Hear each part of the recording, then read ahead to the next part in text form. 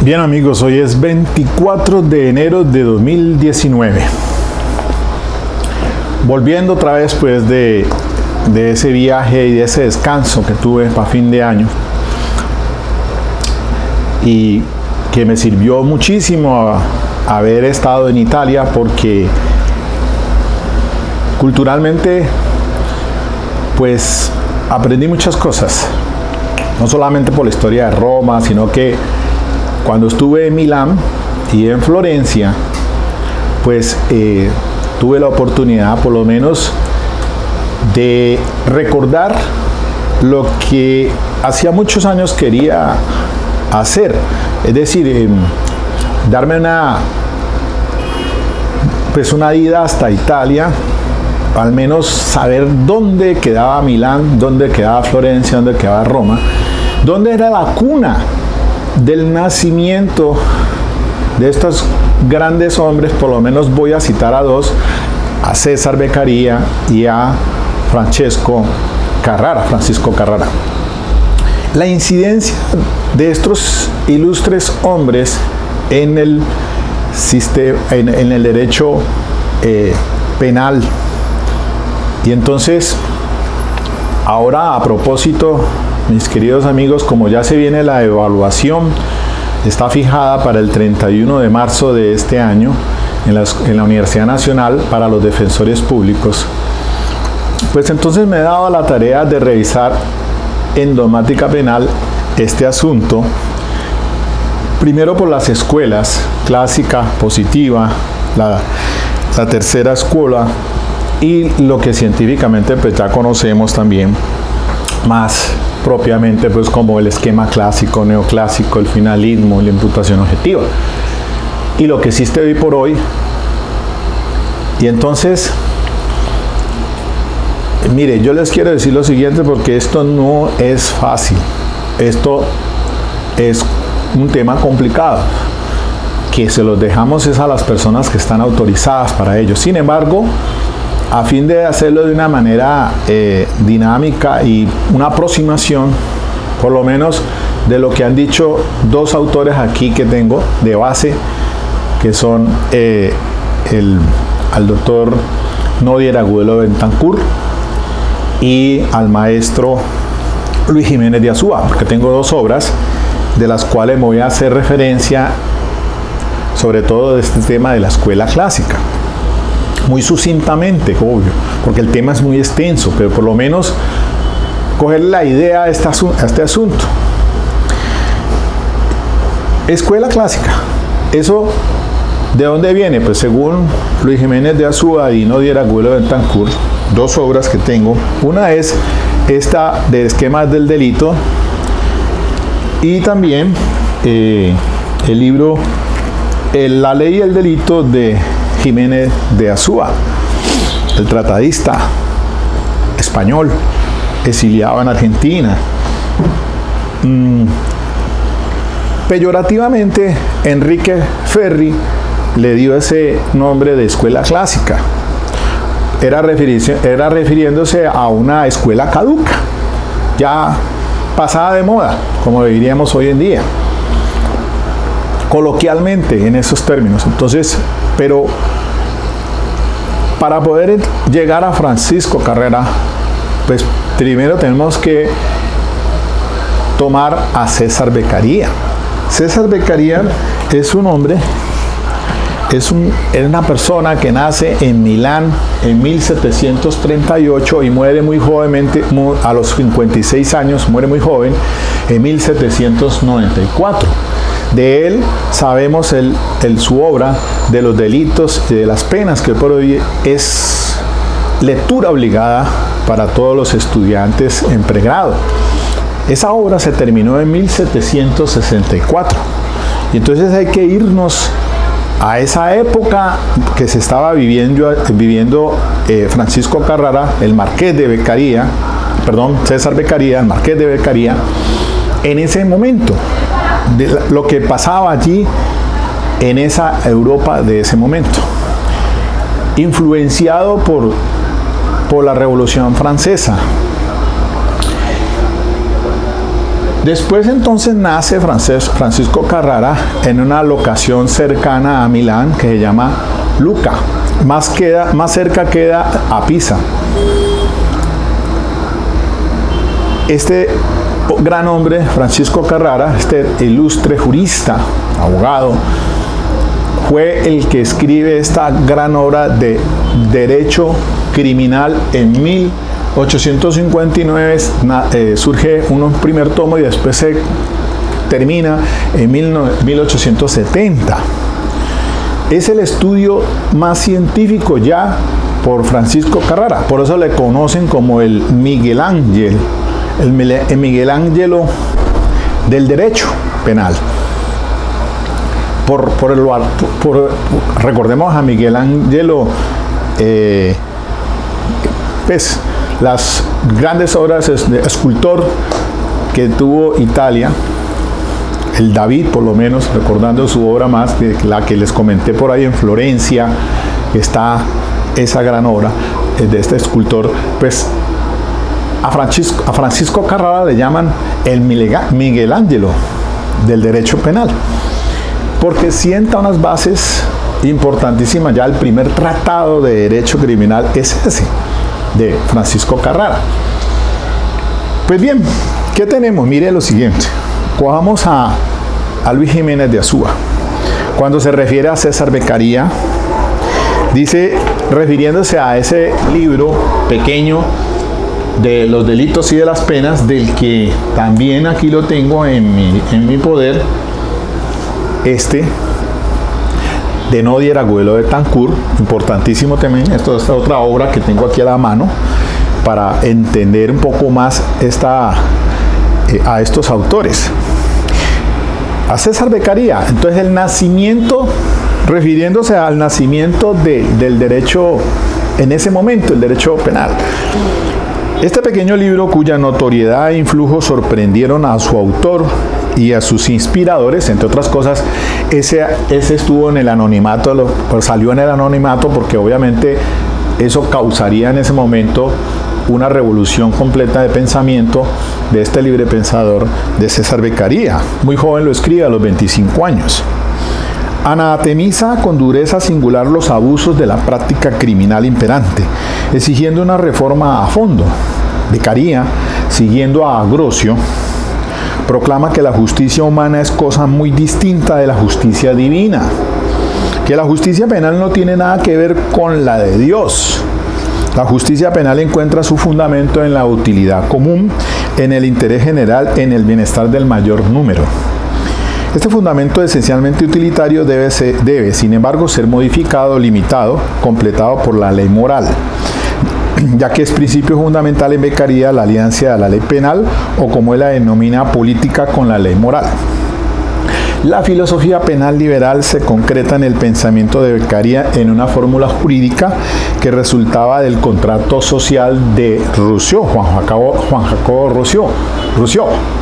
Rousseau. En ese momento de la Revolución Francesa que se estaba gestando con los enciclopedistas. El principio de la legalidad de los delitos y de las penas. Nadie podrá ser castigado por hechos que no hayan sido anteriormente previstos por una ley, y a nadie podrá serle impuesta una pena que no esté previamente establecida en la ley. Pues efectivamente, para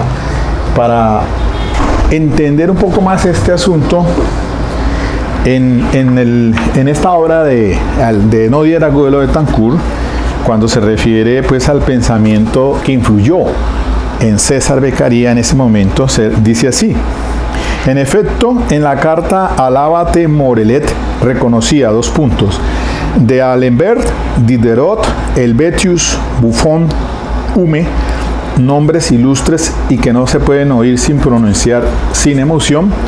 Vuestras obras inmortales son mi lectura continua y forman mis ocupaciones por el día y mis meditaciones por la noche.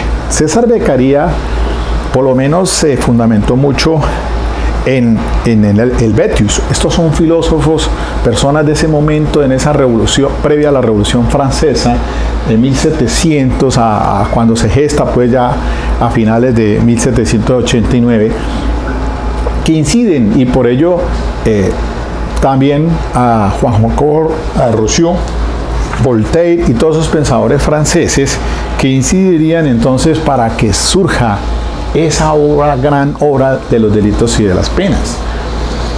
Yo pues puedo recitar, por ejemplo, para entender esa situación de la inhumanidad, de lo inhumano que eran las penas, pues por lo menos citar a la gran obra de Víctor Hugo,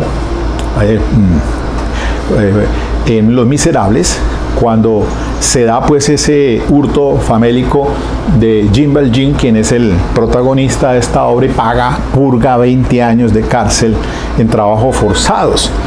Y se está precisamente por parte de Víctor Hugo, ese dramaturgo francés de esa época, de ese momento, vertiéndose ese panorama de lo que eran esas degradaciones de las cárceles y de las penas inhumanas. Pena de muerte, ahorcamiento, etcétera, etcétera, descuartizamiento. Y también puedo citar a Alejandro Dumas, también francés, otro dramaturgo, en esa gran obra, El Conde de Montecristo. Recordémoslo, cuando se condena 20 años el protagonista de la obra,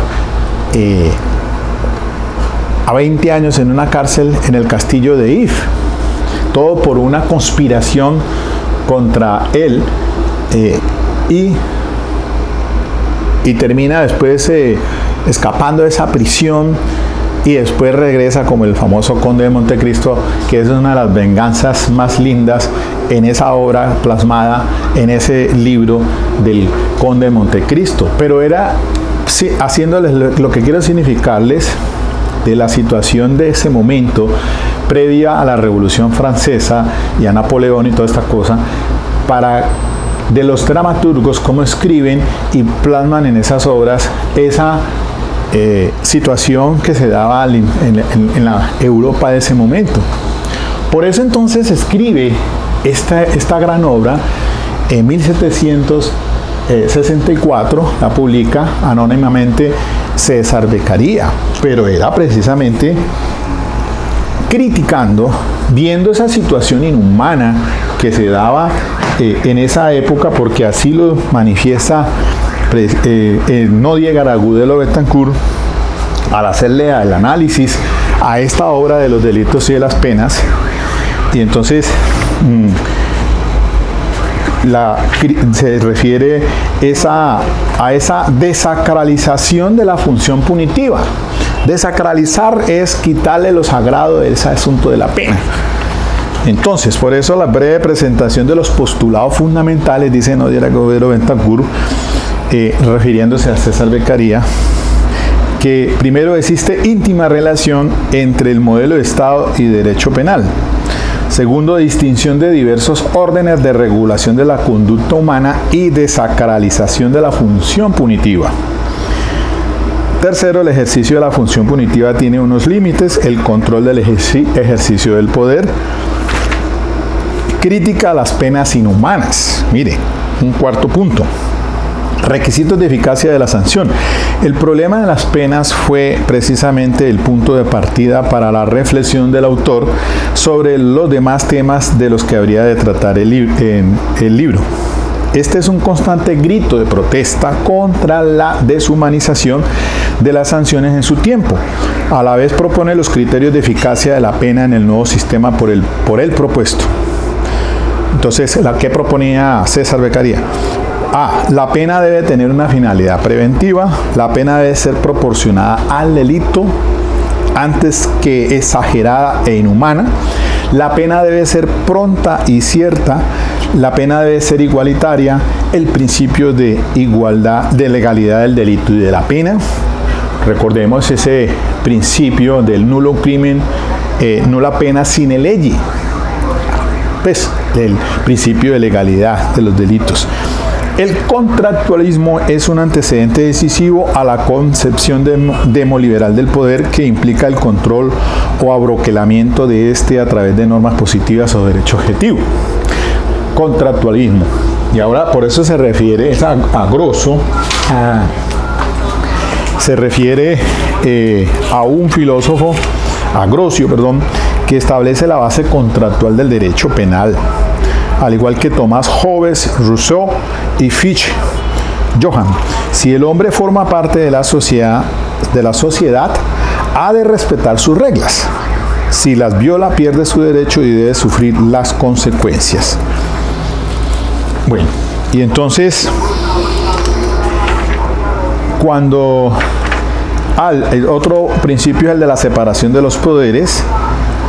Entonces dice César Beccaria la necesidad de la existencia del juez, la prohibición de la interpretación de la ley por parte del juez, y otro principio es de la presunción de inocencia, la reducción al máximo de la detención preventiva, el rechazo de la pena de muerte y de la tortura. Ahora vamos a ver también a Francesco Carrara, que fue protagonista de ese derecho en su obra El programa de derecho criminal, y se opuso, y por eso en ese momento el duque de Lucca abolió la pena de muerte, siguiendo precisamente esas orientaciones, esos pensamientos liberal, ese libre pensamiento que propugna Francesco Carrara en ese momento en Lucca.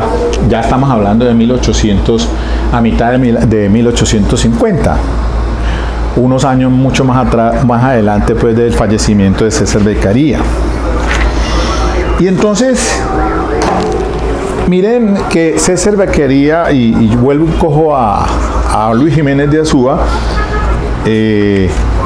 hace énfasis, pues, a que estos pensadores como César Beccaria, previos, pues, antes de lo que se da a conocer como la escuela clásica, se tiene entonces a John Howard en Inglaterra, también este gran hombre, gran figura renovadora, vivió por los mismos años que Beccaria y postuló la humanización penal, clamando con emocionado y encendido acento por una reforma carcelaria. John Howard, nacido en Hackney en 1726, y entonces había estado preso también, y era un filántropo crítico de las prisiones inglesas, y visitó las de casi todos los países europeos en sus viajes por la geografía del dolor. Dice así, como dice Bernardo de Quirós. Esto hace referencia Luis Jiménez de Azúa. Después viene Marat y su planeación de legislación criminal. Luego viene una revolución penal en España, el derecho penal revolucionario, hablando de la Revolución Francesa ya, que vino a favorecer de manera decisiva el movimiento de la reforma penal, y la Nueva Francia, que se inspira, pues, en el contrato social de Juan Jacob Rousseau, nacido en Ginebra, Suiza, antes pues de lo que hoy se considera como pues era conformación en ese momento de la que era hacía parte, pues, efectivamente, en Ginebra, y la enciclopedia. Entonces, esto ayudó a la codificación penal en Europa, que por allá en 1810. El Código de Napoleón, también citando, pues, a Rousseau. Los creadores del derecho penal liberal. Al mismo tiempo se inicia en Italia, Alemania e Inglaterra la creación de una doctrina penal liberal con Romanocci, Feuerbach y Bentham, que luego se construiría con caracteres al parecer definitivos por Carmignani y Carrara, y por los penalistas alemanes, desde el gran bávaro citado hasta Binding y Belling, por no mencionar más que los dogmáticos puros, para no hacer la lista interminable, dice Jiménez de Azúa. Sobre el pensamiento de esos grandes autores se basó el fundamento del derecho de penar, y se edificó la escuela que más tarde se llamaría clásica. Pero todo esto ya no es historia, sino filosofía, y pertenece al próximo capítulo. Bueno, Luego entonces se sientan esas bases, entonces por esa situación que se presenta en esa Europa de ese entonces, y después entonces nace Francisco Carrara en Lucca, quien también fuera profesor de una universidad en Pisa, viviera muchos años allí. Francisco Carrara, abogado, jurista, filósofo. Miren, cuando surge entonces el programa de derecho, cuando crea ese derecho el derecho criminal, el programa de derecho criminal, en varios tomos, un tratado de derecho. Ya entonces, como dice dice Nodier Agudelo Bentancur, el esquema carrariano del delito a partir de su programa. Entonces, para esto que se conoció como escuela clásica, entonces, es la definición del delito legal, se decía por parte del autor así: es la infracción de la ley del Estado promulgada para proteger la seguridad de los ciudadanos y que resulta de un acto externo del hombre, positivo o negativo, moralmente imputable y socialmente dañoso. Entonces dice Nodier, si reparamos en lo anterior, veremos que están los requisitos de la moderna dogmática del delito. La consagración legal, que es grosso modo la tipicidad, la dañosidad, que viene a ser la antijuridicidad, y la imputación moral, que viene a ser la culpabilidad, que supone la imputabilidad. Entonces el esquema carrariano, a partir del programa de derecho criminal, ya con carácter científico, 1860, es entonces a partir de tal principio el delito es un ente jurídico del daño como esencia del mismo, de donde se desprende el esquema carrariano. Así, si el solo pensamiento no delinque, si el solo pensamiento no puede dañar el derecho de otro, se necesita entonces una fuerza física consistente en el comportamiento externa, considerado como causa, y en el daño inmediato, o sea, la lesión al interés jurídico de la norma tutelada, considerada el efecto. Por otra parte, la sola dañosidad no constituye el delito, sino que se necesita la fuerza moral, conciencia y voluntad del hecho, considerada en su causa, y el daño inmediato considerado en su efecto. Por eso hay un esquema aquí, pueden ustedes verlo, el esquema, ahí se los dejo, que hace Nodier Agudelo Bentancur en este libro, Curso de Derecho Penal, Teoría Esquemas del Delito. Y entonces, pues como en ese tratado de derecho criminal ya pues hace el maestro de maestros, el Miguel Ángelo del derecho penal, hace pues la división entre fuerza física, refiriéndose a la acción corporal. Incluso pues mire que ya se sienta no solamente la conducta activa, sino también una consecuencia por una conducta omisiva. Ya ahí empieza a surgir lo que después va a ser entonces no solamente la conducta por acción, sino por omisión. Ya tenía ahí se empieza a surgir esa idea. Y después viene la fuerza moral, entonces hablando de subjetiva, hay una fase subjetiva, un componente subjetivo y otro objetivo. Entonces lo subjetivo es la inteligencia, que hay causas fisiológicas o físicas, edad, sexo, sueño, sordomudead, locura. Causa moral es el error, la ignorancia. Causas que la atacan: coacción, legítima defensa, estado de necesidad, ímpetu de las pasiones y embriaguez. Ya eso empezó a hablar el maestro en 1860. Entonces, pues así muy brevemente, y vamos concluyendo este tema, de que esencialmente esa incidencia que tiene el maestro Carrara en este pensamiento, en esta escuela conocida como escuela clásica, les decía al inicio, pues, que peyorativamente Enrique Ferri, uno de los principales exponentes del esquema positivista, de la escuela, positiva, pues así se refería a esa escuela que llamaba pues clásica porque ya era caduca. Entonces, si cogemos entonces el pensamiento de Carrara, pues hay que extraer lo siguiente. Fue el más brillante expositor de la escuela clásica, quien defiende el delito como la infracción de la ley del Estado promulgada para proteger la seguridad de los ciudadanos resultante de un acto externo del hombre, positivo o negativo, moralmente imputable y políticamente dañoso. Se sintetiza así entonces el pensamiento de Carrara. El delito se produce por violación de la ley. 2. El pensamiento no produce consecuencias en el mundo jurídico. 3. Considera que la inactividad en ocasiones puede producir delito. Vamos a las conductas de omisión. 4. Las penas deben fundarse en criterios jurídicos, metodológico abstracto. 5. Imputabilidad basada sobre el libre albedrío, mira que esto es muy importante, y la culpabilidad moral. Sus otros exponentes, quienes tuvieran incidencia en la escuela clásica, pues ahí se cita a Immanuel Kant, alemán, esa Prusia, nacido en 1724, Federico Hegel, 1770, alemán, Juan Anselmo von Feuerbach, en 1804, otro alemán, Gian Domenico Romanoschi, italiano, y Francesco Carrara. De ellos podemos decir la pena. Entonces, hablando de Kant, defiende la retribución moral de la pena.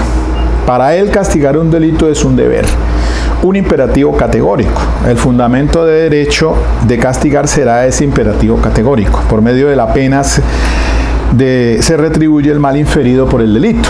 Federico Hegel apoya respecto a la pena la teoría moral de la retribución jurídica. Le da a su teoría una dirección dialéctica, asegura que el delito es negación del derecho y de la pena, a su vez es la negación del delito.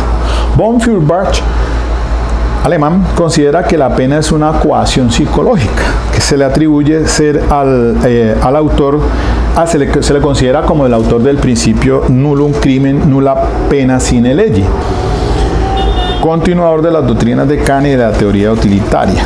A Romanoschi se le cita porque coinciden que la pena se basa en una teoría utilitaria donde su prevención se da por defensa. Por la aplicación de la pena se debe preservar el bienestar social. Asegura que el delito debe prevenirse en lugar de castigarse. Y así entonces, estos son los exponentes principales de lo que se diera a conocer, pues obviamente que Carrara es el mayor exponente de esta llamada escuela clásica en el sentido peyorativo al que se aludió en una conferencia que diera Enrico Ferri, de la que pues se cita no yo sino Luis Jiménez de Azúa, el maestro, lo mismo que el gran profesor paisa Nodier Agudelo Betancourt. Luego entonces miremos la escuela clásica para terminar estos 30 minutos y vamos así haciendo una abrebocas para comenzar y que ustedes no se me cansen con este tema, ni yo tampoco, para pasar luego a la escuela positiva, pensamiento. Pero básicamente entonces ustedes quedan en el registro allí.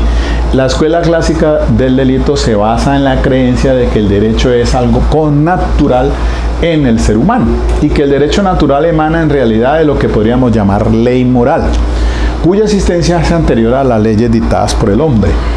Todas las reglas que rigen la naturaleza tienen una procedencia divina, lo cual implica que el comportamiento del hombre debe regirse en todo momento según el derecho natural. Bueno, ahí entonces les dejo de consulta. Vayan al esquema del delito en esta obra de Nodier Agudelo Betancourt.